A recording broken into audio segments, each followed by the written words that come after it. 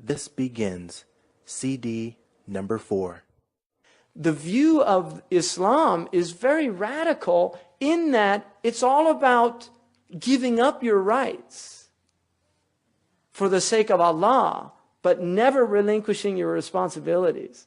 And that is really difficult for people to do. And that's why it's the fastest way to get to God. And if you look at the Prophet ﷺ's life, it is a life of somebody who's constantly giving up his haqq for the sake of God. But he's never neglecting his responsibility to God. He's constantly giving up his haqq. I mean, look, throughout his life, he's always giving up his haqq for others. He had every right to want retribution. He didn't take it. With his family, he had huquq, he would give them up. But he would never relinquish his responsibilities. And so this is this idea of, even if your parents have not fulfilled their responsibilities, you do not relinquish their rights. You don't use that as an excuse. Now, the parent has to recognize that if the child is in this state, did the parent have anything to do with that? See, that's the parent's tribulation. It's not the child. That's the parent's tribulation. They have to realize, and that's why Imam Ali radiallahu anhu, a man came to him once and he complained about his son, how bad he was treating him. And he said, how did you treat him when he was young? And the man became ashamed and he said, I mistreated him. And he said, then what do you expect? In other words, in this culture they say it's payback time. Right? But you don't want to be that person, because what it means to your heart is that you destroy your heart. So particularly in our culture, where we have a lot of issues with our parents, you see, I mean, this culture, we have a lot of issues with our parents. People, especially people that convert to Islam. That becomes a real challenge when you come into Islam and you're given this new view about, you're supposed to kiss your mother between her eyes, as a show of respect, that you should never say oof, which in this culture it would be like something like that, just like that. And that's what oof is in Arabic. I mean, it's the least show of consternation.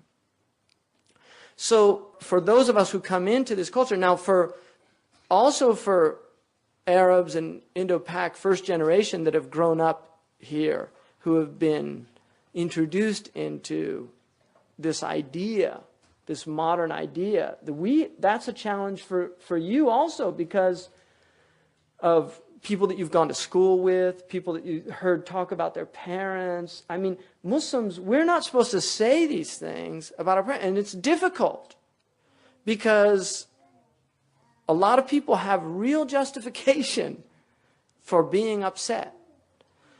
But it's that struggle in the self. I mean, that's what mujahada is. It's struggling against those desires for revenge, against those desires for, you weren't there when I was young, why should I be there for you now?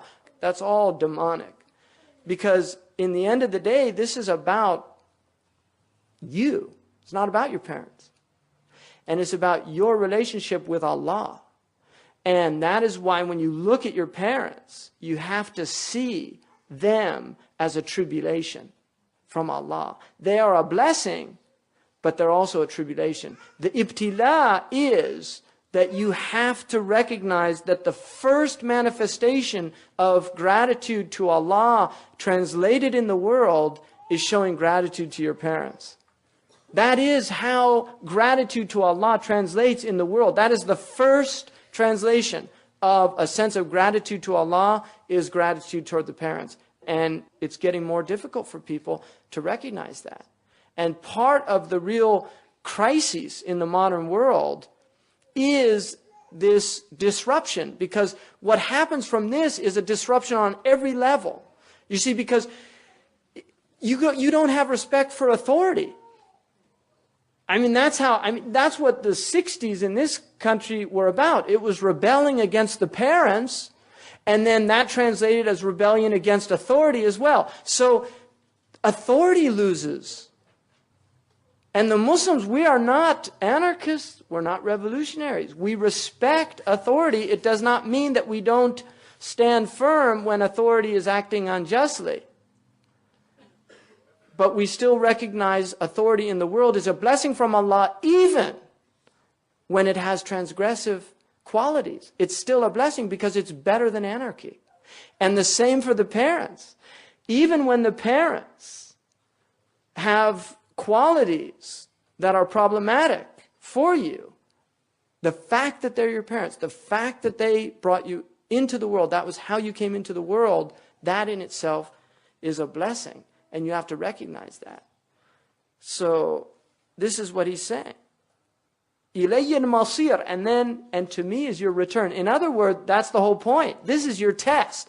And know that this is how I am going to base my judgment of you in the next world, is how you showed gratitude in this world or not. This إِلَيَّ الْمَصِيرُ. Know that when you're doing this, keep me in mind.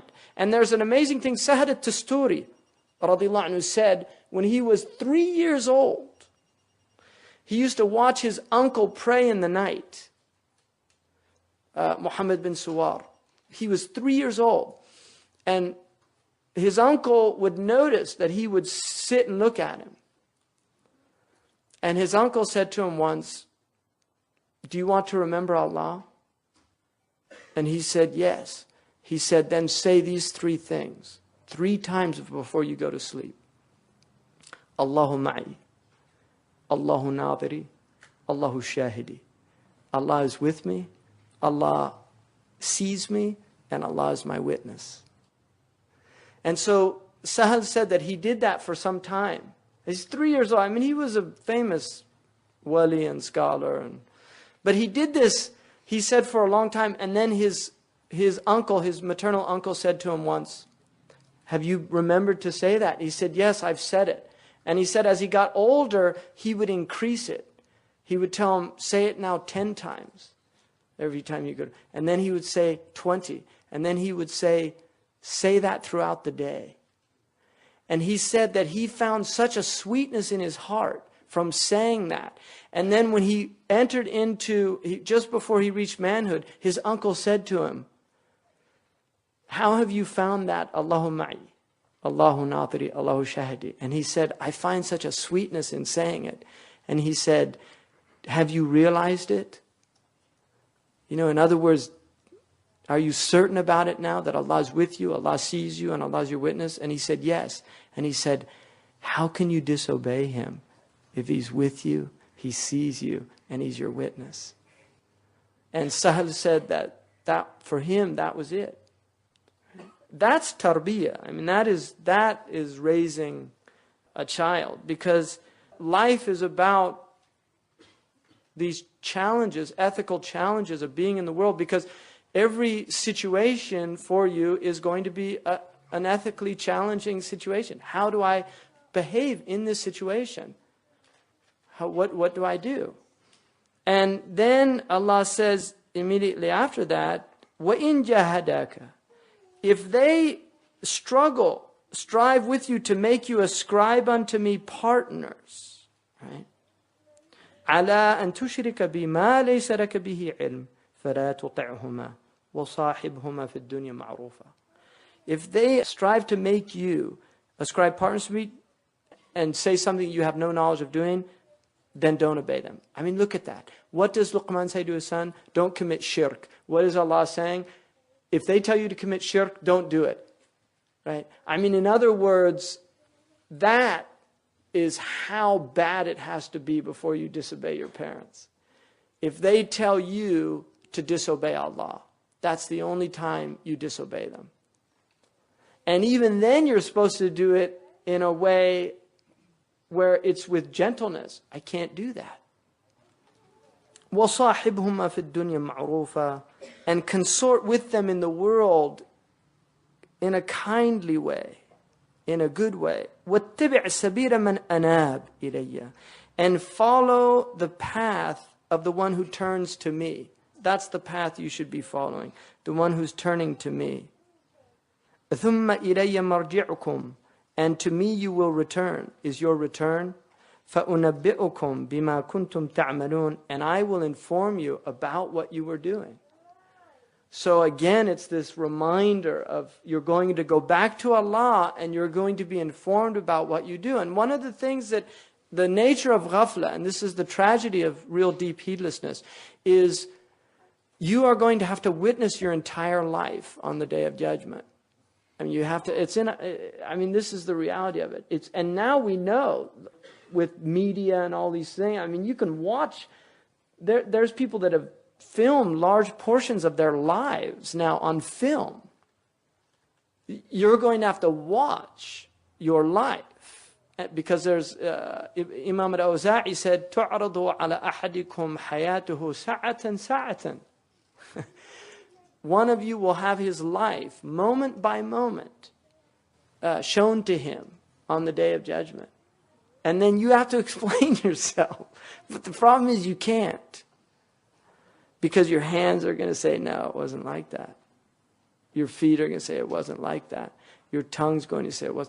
And somebody said, Ya Rasulullah, how can the hands talk? And he said, the one that made the tongue speak in this world will make the hands speak in the next world. In other words, why is that so difficult for you to comprehend? And then now we go back to Luqman. يا بني إنها إن تكن مثقال حبة من خردل فتكون في صخرة أو في السماوات أو في الأرض يأتي بها الله. Oh, my child, though it be the weight of a grain of mustard seed, and though it be in a rock or in the heavens or in the earth, Allah will bring it forth. In other words, there's nothing that can be hidden from Allah subhanahu wa ta'ala. وَكَفَى بِاللَّهِ شَهِيدًا. It's enough that Allah is witnessing everything. Right? It's enough that Allah is witnessing everything. Inna Allah latifun khabir. Allah is subtle, aware. Ya bunayya aqimus salat. Now we move aqidah, your understanding of God, and then how you do that. So he warns him against associating with God. Then he tells him to know that God is aware of everything you're doing. And now, how do you keep that awareness? Do you see? How do you keep that aware? Aqim as-salah. Establish prayer. That is how you keep your awareness of God. And that's why we've been given this prayer 5 times a day. How many times did the Jews have to pray? According to the hadith, they were supposed to pray 50 times in a day. And the Prophet ﷺ was given 50 prayers. And when he went to Musa alayhi salam, Musa said, don't do it. Right? Really, he said, go back and just ask for a lightning because my community couldn't, it's too much.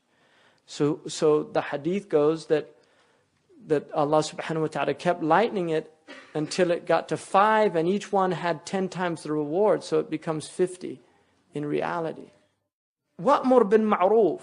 Again, establish prayer and then change the world around you. So change yourself, but also change the world. You'll always see that in the Quran, this idea of yourself and the horizon. You know, that it's not just about you. It also translates into how you interact, how you engage the world.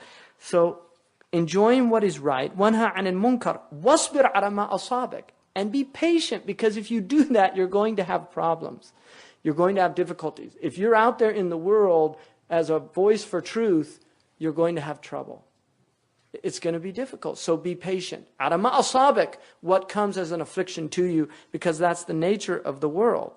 إِنَّ ذَلِكَ مِنْ عَزْمِ الْأُمُورِ. And that is at the essence of this matter. It's about praying, commanding what's right, forbidding what's evil, and then being patient. Right? That's really at the root of this, is patience. وَلَا تُسَعِّرْ خَدَّكَ لِلنَّاسِ. Now, if you're going to be out there doing this, don't turn your cheek in scorn to the people.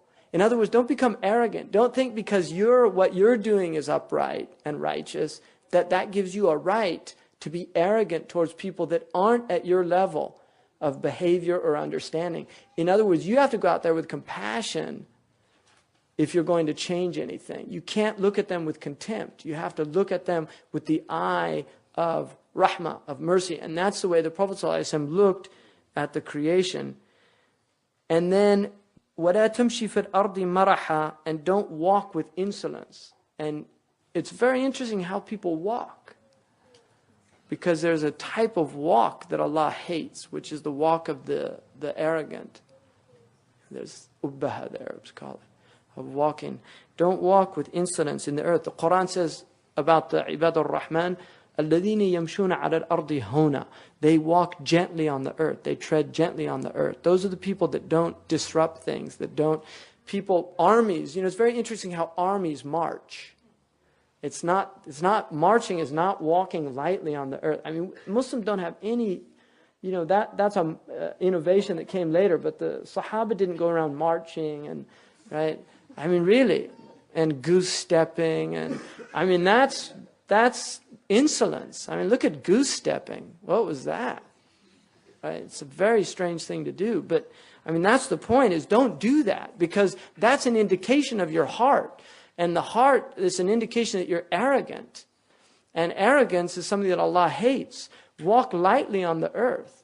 Tread lightly on the earth. It's interesting they break, when you cross a bridge in the army, they actually break the march, right? Because during World War II, they had a group of people that marched across this bridge, and because they were in pace, the whole bridge collapsed. It's very interesting. And that's a metaphor for that type of marching. It's like, that's khasf, that Allah can open up the earth to that type of insolence. Inna Allah la yuhibbu kulla mukhtarin fakhur. Allah does not love arrogant boasters. Waqsid fi mashika. Be modest in your walk. Waghdud min sawtika. And be gentle in your speech. Don't speak harshly with people. Inna ankara al-aswat la sawt al-hamir. The worst type of voice is the voice of the donkey. And that's the worst type of voice. And now Allah subhanahu wa ta'ala says, أَلَمْ تَرَوْا أَنَّ اللَّهَ سَخَّرَ لَكُمْ مَا فِي الْأَرْضِ مَا فِي السَّمَاوَاتِ وَمَا فِي الْأَرْضِ. Haven't they seen that Allah has subjugated everything in the heavens and the earth? I mean, this is what they call the anthropic principle now. Is they actually recently started thinking of the fact that the entire universe is designed for life just on this planet.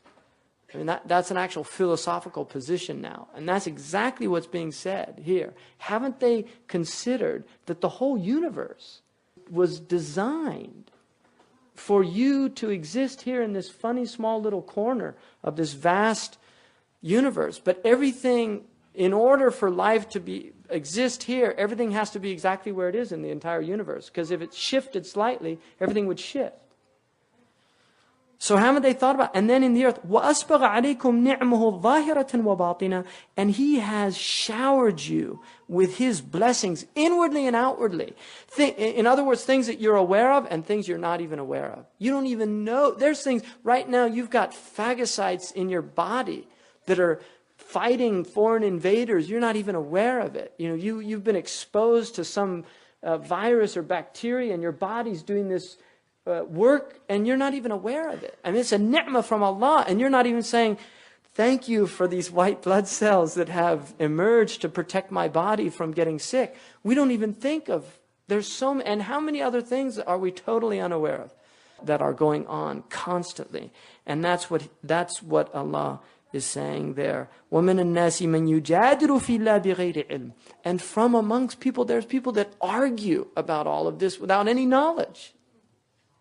They have no knowledge. They're just going to argue with you. No, so I don't believe that. Well, what's the basis? I just don't believe it. They don't have, in other words, they're not arguing because see, even the atheist has to admit that he doesn't know. That's why the agnostic is really the only philosophically sound position. The atheist who says there's no God has no authority to say that in reality. He doesn't. It's a position he's decided to take, but it's a position of arrogance. Whereas the agnostic, he's saying, I don't know. It's a more honest position because he knows that the possibility is there, right? That I'm allowing for the possibility, but I don't know. So the idea of arguing against this is is arrogant. That's what's being said, is that it's a position of arrogance. The best that you could say is, I don't know, it could be true. Everything you're saying, it could be true, but I don't know. But to say, no, this is not true.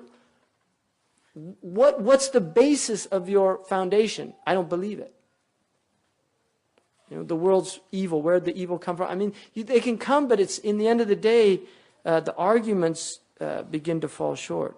It's not guidance. They're not doing it from knowledge. They're not doing it from guidance. And they're not doing it from some illuminating book. In other words, some source of revelation. وَإِذَا قِيلَ لَهُمْ اتَّبِعُوا مَا أَنزَلَ اللَّهُ قَالُوا بَلْ نَتَّبِعُ مَا وَجَدْنَا عَلَيْهِ آبَاءَنَا أَوْلَوْ كَانَ الشَّيْطَانُ يَدْعُوهُمْ إِلَى عَذَابِ السَّعِيرِ. I mean, this is always really interesting, is that one of the fascinating things about the Quran to me, and it differs from other books like this, is that it gives all of the possible objections that people have for the Quran in it. And I guarantee you, if you look through the Quran at all the objections, you'll not hear original ones, right? There's people that say, like Patricia Crone, who's a professor, I think now at Princeton, who wrote this book that the Quran it's just fables. Well, I mean, the Quran says that. There are those who say this is just fables. The Quran says that. And then there's other people, if you say, why aren't you following? No, I'm following, I'm this or I'm that. Well, where'd you get this or that from? From my parents, which is that's one reaction that people have, is just, I'm following what I found my parents doing, or I'm going it on my own, right? I did it my way.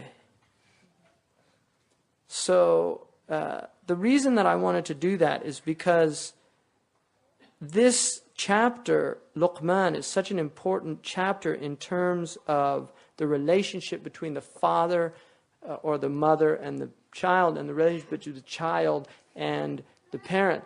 And in the end of the day, we're all here because of two parents. I can guarantee that for everybody in the room, that everybody in here had a mother and a father.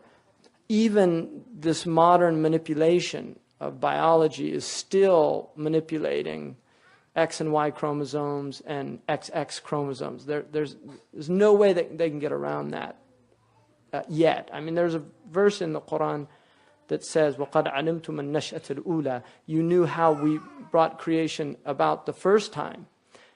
Shaykh Abdullah bin Bayya said that could be possibly an indication that there'll be other ways of doing it towards the end of time, like cloning and things like that. So, I mean, that the Quran doesn't even negate that. It actually says that there's the first way of doing it, and the first way usually indicates there's a second way. Now, in terms of children, parents, and marriage, because this generally for most Muslims, I mean, the Prophet ﷺ said, La rahbaniyata fil Islam. There's no monastic tradition in Islam. In other words, we don't believe that you can draw near to Allah through avoiding marriage. We don't believe that. That does not mean that you have to get married. Marriage is liman yaqdiru alayh wa yarju nasal. I mean, normally that's how they do it. It's considered the hukm of marriage, the ruling in Islam is it's mandub, according to Imam Malik radiallahu anhu. It's recommended. It's not a fard. It's recommended. And there are many hadiths that encourage it. And it's definitely a sunnah. The Prophet ﷺ said, Man raghiba an sunnati faqad ba'a. The one that does not desire my sunnah rejects entering into paradise. Now, and he was referring specifically to marriage. So, but that has to do with the idea of not marrying for religious reasons. That we don't accept that idea, that I'm not marrying because I want to draw near to Allah. That you actually draw near to Allah by getting married. And Ahmad ibn Hanbal, his wife Abdullah died, and he only waited one day before he remarried. And he was asked about it. He said, I didn't want to be a bachelor, because it's the sunnah of the Prophet. He wanted to fulfill the sunnah. And one of the Sahaba on his deathbed said, Zawijuni, la uridu an alqa rabbi a'zab. Marry me, somebody, marry me. I don't want to meet my Lord as a bachelor. Right? So those are indications that it's an important thing. Now, I want to now just look at two hadiths. The first hadith is about men towards women, and the second one is about women towards men. The first hadith is from Abu Hurairah radiallahu anhu, and it's muttafaqun alayh, which means it's related in Sahih al-Bukhari and Sahih Muslim, which means it's the soundest form of hadith outside of what's called mutawatir, which is multiply transmitted to the point where it's impossible that it could have been a lie or some mistake in it. And this hadith says, تُنْكَحُ الْمَرْأَةُ لِأَرْبَعٍ. A woman is married for 4 reasons. لِمَالِهَا. The first reason is wealth. So there are people that marry for wealth. And very common. Wealthy people tend to like to marry wealthy people. And there's a number of reasons for that. And that's certainly acceptable in Islam. There's nothing against that. I mean, it's just an acceptable thing. It's not encouraged or anything, but it's acceptable. And some of the ulama scholars consider that wealth is a type of kafa'a, that it's good for somebody from one socioeconomic class to marry somebody from a similar socioeconomic class, because if somebody was a certain level of opulence or a certain level of standard of living, and then they marry considerably under that, that can be quite traumatic for that person, and it can lead to problems. And that often happens when people marry for love, like a romantic type of love. So wealth generally in Islam is property and liquid assets and liquidity, that you have capital. I mean, that's wealth. And from an Islamic point of view, rich, most of us would be considered rich in Islam. If you have a house, if you have a car, if you have money, if you can buy pretty much what you need and what you want, then in Sharia you're ghani. That's wealthy. I mean, poor people are people that literally hand to mouth in Islam. I mean, that is poverty. It's where there's 2 types of poverty, the maskana and faqr. Miskeen, faqir is somebody that, I mean, there's a difference of opinion between Shafi and Maliki, but a faqir is somebody who has a year's supply of provision, and a miskeen doesn't even have their day's supply. Because the Quran says, إِنَّمَا صَدَقَاتُ لِلْفُقَرَاءِ وَالْمَسَاكِينَ. Allah mentions the faqir and then the miskeen. And the opposite version is that the faqir is the one that doesn't have a day's supply, and the miskeen has a year. And the proof of Imam Shafi'i was the boat in Surah Al-Kahf was owned by masakin. So to have a boat is to have something. And then a ghani is somebody who has more than a year's supply of their needs and things. Now, from that point of view, in this culture, a lot of people would consider themselves poor, but I don't think it's really... I mean, we're living in immense opulence. Most people live today the way kings used to live in the past, and I think a lot of people forget that. So the first is for wealth. The second is for what's called hasab. لِحَسَبِهَا. Hasab, there are 2 concepts in Arabic, nasab and hasab. Nasab is your lineage. It's who you come from. So it would be either your clan in Arabia or your family in most other places. So there's an idea of being from a good family, and usually that now it mostly translates into wealth. It doesn't matter if your grandparents were pirates or whatever. I mean, if you have wealth, you're considered from a good family. That's not the Islamic idea of nasab. Nasab has to do with being from... I mean, in Islam, really, it kind of ended the idea of lineage, except for the family of the Prophet ﷺ, for reasons that should be obvious, that have to do with just honoring the children of your... I mean, even your teacher, you're supposed to honor their children, just as a way of showing respect to your teacher. So it's certainly the grandchildren, great-grandchildren of the Prophet ﷺ, that would even be more. And also because they have certain rules, like they can't take zakat, things like that. So generally lineage, but in the Shafi'i madhab, he considers lineage to be a valid reason for refusing somebody in marriage. Imam Malik does not. So these are ijtihadat that the ulama differed about. And lineage is certainly, like in certain communities, like for instance, in some Arabic communities, also for instance in a Somali community. You know, Somalis have, I mean, there are Somalis that they can take their lineage of marriage back like 30 generations. And so if you marry outside of that clan and you marry another clan, it's considered a calamity, right? So those things here in America should not be real considerations for us. Those are, I think, problems in the Muslim world. People coming here have to recognize that they're in a very different situation. And one of the extraordinary aspects of this country, which Dr. Suleiman Yang said that one of the extraordinary aspects of this country is that when people come here, like if you go to Africa, I lived in West Africa, and the clanism is very strong. So if you're Yoruba, or you're Hausa, or you're Fulani, or you're Mandink, or you're Wolof, or you're Bambara, I mean, those have very significant repercussions in terms of people. Whereas when Africans have come here, nobody sees that anymore. It's just gone. People now it's more about skin tones, right? It's light-skinned and dark-skinned, Western features, more African features. And that's even not a good thing, because in Africa you get a whole spectrum also of features. But that's really where you get distinctions. They're more exterior. They're not about what clan you came from.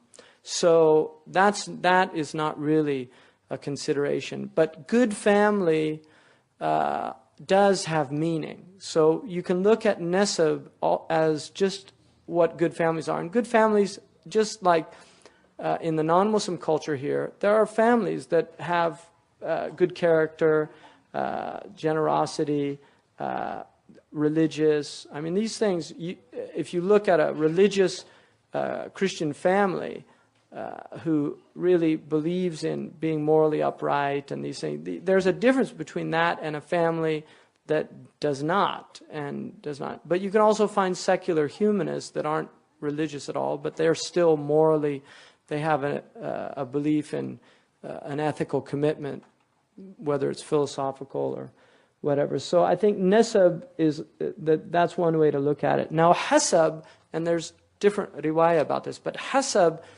is what your ancestors have done that distinguish you. So for instance, if you're related to somebody great in history, then that's part of your hasab.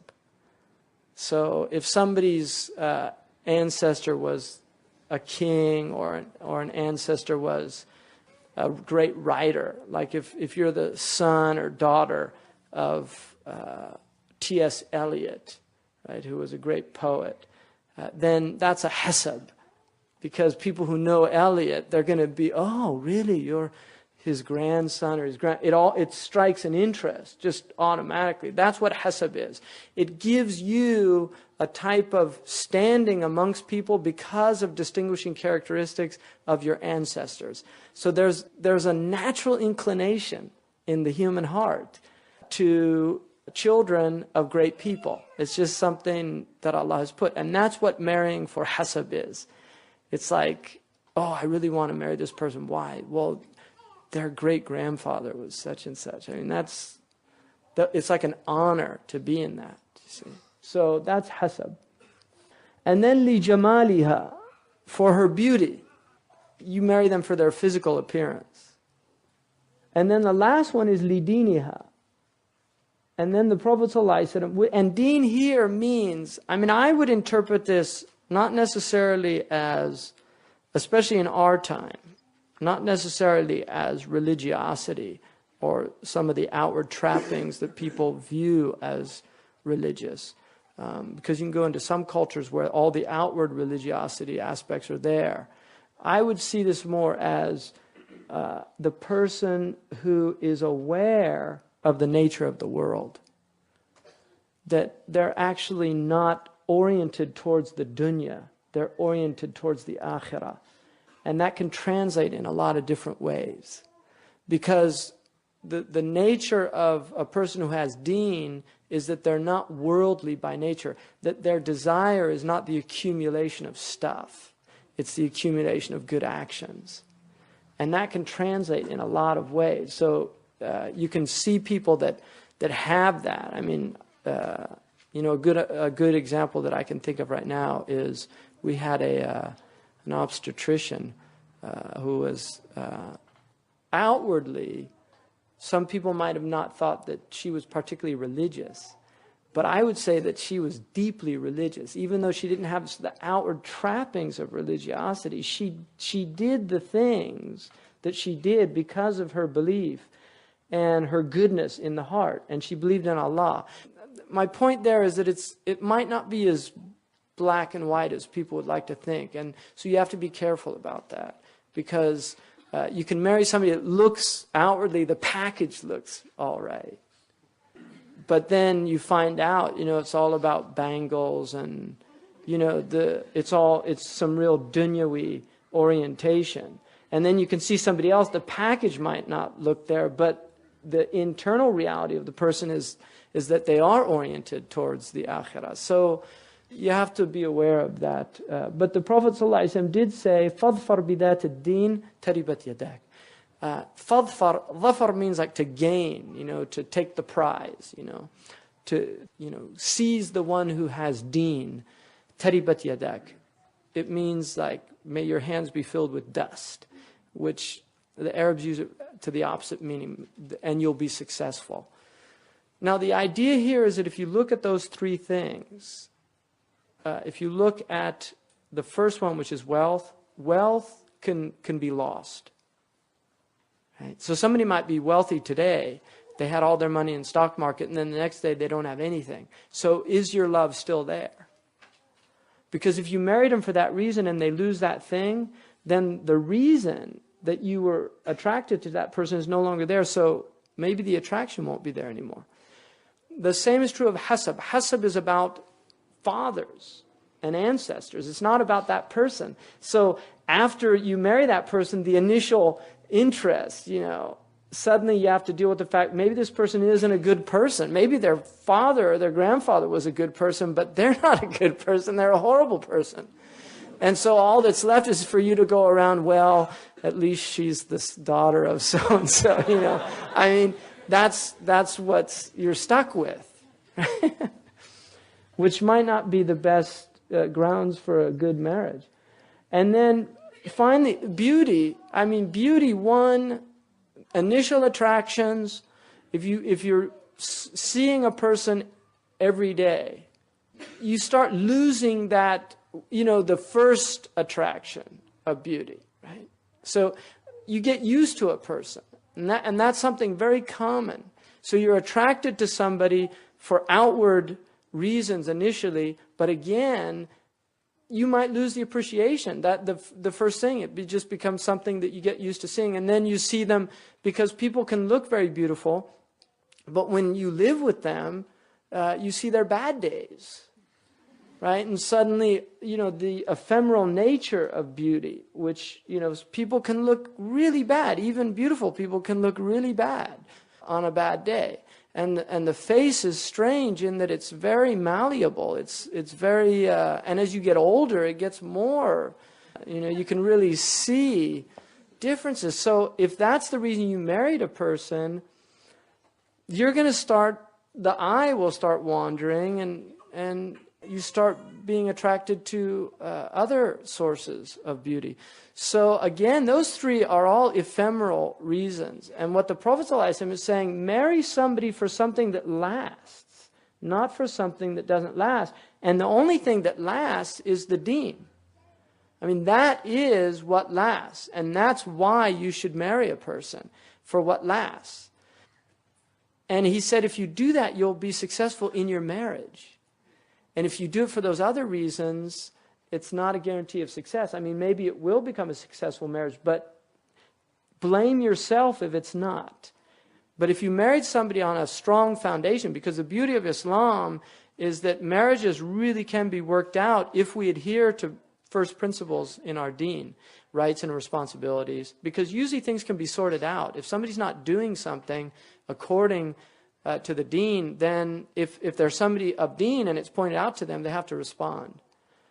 Right? The onus is on them. So that's really important. Now the second hadith about this is the hadith in which the Prophet ﷺ said, "Man ja'aka tardawna dinahu wa khuluquhu fazawwijuhu."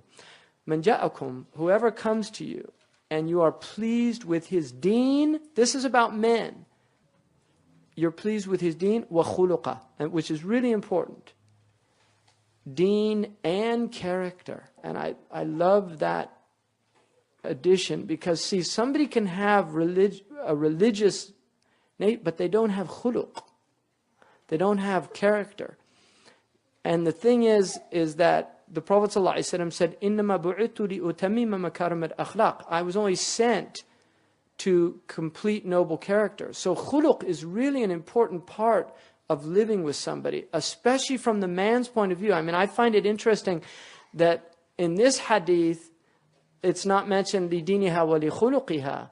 It's just lidiniha. But in the other hadith, man tardawna dinahu wa khuluqahu, his deen and his khuluq, because it's more important that the man have khuluq than the woman. Do you see? That is more important. And the reason for that is because the woman is in a weaker position by the nature of the majority of marriages. In other words, you don't want to marry your daughter to somebody who is not going to treat her well. So you have to look not just to his religion, but to his character, because somebody can be religious, but they're easily angered. And that's why Muawiyah was very religious. But when the Prophet ﷺ, somebody asked him about marrying Muawiyah, he said, don't marry him. Why? Because he was su'luk. And when he asked about another Sahaba, he said, لا يرفع عصاه عن عاتقه. He doesn't take his stick off his shoulder. And the ulama interpret it two ways. One, he travels all the time, which is not good for a woman. And two, he beats his wife. So he was telling you don't want to marry him. And he left it ambiguous. Right? Because that was his nature, sallallahu alaihi wasallam. But it's not ghiba because it's nasiha, it's good advice. You're not backbiting when you're giving somebody advice. So if somebody angers easily, you don't want to marry your daughter to that person. And a woman doesn't want to be under somebody who gets angry easy, because what happens when people get angry? They do things that they don't mean. And then you go into this cycle, this dysfunctional cycle of, the husband beats the wife and then apologizes, and it becomes a very unhealthy cycle. So the idea of marrying not just for deen but khuluq, of looking into the character of this person. And one of the things is to get them angry and see how they react. Right? And it's really interesting. And people traditionally did that. They got people angry just to see how they reacted. And that was a traditional way of testing somebody. So you want to have somebody who has good deen, but also good khuluq. Now, what did the Prophet ﷺ say? إِن لَمْ تَفْعَلُوا. If you don't do this, فَتَكُونُ فِتْنَةٌ. There will be tribulation فِي الْأَرْضِ, in the earth, وَفَسَادٌ عَرِيضٌ, and widespread corruption. Now, this is really important to understand, because at the essence of the deen of Islam is an understanding that the deen functions in ideal conditions. And when the conditions are not ideal, people deviate. Do you see? And that is why there's always an attempt to facilitate people's deen in the world. And that's why Allah is merciful, because so much of the deen, there's a hadith in which the Prophet ﷺ said about the people in the end of time, they would have the reward of 50 of you. And the Sahaba said, 50 of us? Why is that? And he said, because you have helpers supporting you in your struggle with your, to please Allah. But those people won't have any supporters. In other words, it'll be so difficult in those days that their reward will be greater, because The society's not facilitating that. So this is really important to note, that if you don't help people get married, that's how corruption emerges, right? You get people that just by the overwhelming power of their appetites, their emotions, they can actually do things that, had they been facilitated, they wouldn't have done that. So that's really important to remember, especially now, because it's really difficult. We have big problems in that area. It's good to help people get married. And there are many hadiths about the importance of that. And there's verses in the Quran about that, that Allah will enrich them even if they're poor. So those are the two hadiths that are at the root of marriage. One, marry your daughters to people who have good deen, but also who have good character. And two, when you look for a woman, look for her deen. Right? Look for her deen, because that's going to determine quite a bit of what type of relationship you're going to have. And as you get older and the novelties wear off and those things, the spiritual aspect of your life together and the journey that you're on becomes more and more important. This completes CD number 4.